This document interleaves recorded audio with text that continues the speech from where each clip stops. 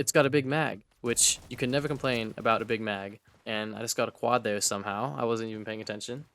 Every time I do a video about the Phantom Forces meta, it does pretty well. So guess what? I'm doing it again. Except here's the thing. I'll admit this about the Phantom Forces meta. It's not all that, changing, if you know what I mean. Which, not a very complicated sentence. Anyways, I'm just saying that the Phantom Forces meta doesn't really shift a whole lot because it doesn't get updates super duper consistently, and even when it does, it's usually not a ton of balance updates. Now with the New Year's update, that was kind of an exception because the meta did definitely shift with that, even though, guns from the old meta became even more meta, but still, anyways. I'm just trying to say that these meta videos are about the meta, obviously, but I would say that they're honestly more of just me highlighting guns that I think are good right now, except if they're good right now, then they're probably going to be good, a while from now, or they were good well before now, just because the meta does not change all that much. So even though I make these meta videos, just know that the reason I use meta in the thumbnail and the title is not because it's really about the meta, it's because it gets more views. But these are still guns that are good, obviously, and they are technically the meta,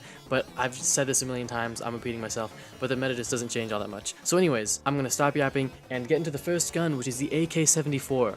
Now, I remember a while ago, I saw on Spezzy's setup sheet, which all of these setups are from, by the way, link in the description, I saw that this gun was underrated. The description said one of the most underrated guns in the game or whatever. So I used it, and it's true. It is very underrated, and I don't see enough people using it. So here is the setup if you want to pause and look at that. But the AK-74 to me is just an AK that's much easier to use than the other AKs, because obviously the AKs are usually a bit of a slower fire rate, but high damage, and it, because of that, the recoil can be a little unpredictable and weird. But with this gun, especially with the right attachments, it just feels so much more normal, I guess. It feels more like a normal assault rifle that isn't, super recoil heavy like the normal AKs, and it just feels good because you're still doing that good damage. You have a 3-shot torso from, a good range, I'm pretty sure, but I will have to look at the damage ranges again. And it also handles well and has a higher fire rate than most of the other AKs, I'm pretty sure, like AKM 600, AK-47 600, AK-103 600, AK-12 has 700, but that doesn't count because the AK-12 is just,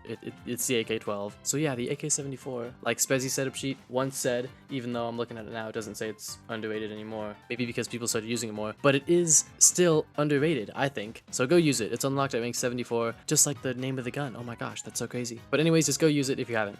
And next up is going to be the C8A2. Now, being a C7A2 stan, I made sure to check out this gun as soon as it was released, however long ago, and I got a ton of kills in it right away. I have 900 right now because I didn't really keep using it after that, but it was good on release, and it's good now, especially after the addition of the 6.5 Grendel conversion. And this gun is just, even though it's, more close range and not super great on Desert Storm, but I digress, it's still just really, really good. Obviously, you can see it fires very fast, it handles very well, it has decent range still for a carbine that shoots this fast, and even though the recoil is a little, iffy, it's not like super friendly controlled zero recoil, it's still very, very manageable. And from most ranges, like right there, that wasn't that long, but it's still, from that range, even though I didn't kill that guy, it's still not so bad. It's also just a very fun gun because it's really fast. With 6.5 Grendel, you have 855 RPM and 36 damage up close, which is pretty good. And 855 RPM is not even, without it, it's 900, so, except you don't have a 3-shot, but still, it fires very fast. I don't know if I said that yet. I think I did, which is the joke. But anyways, moving on to the next gun.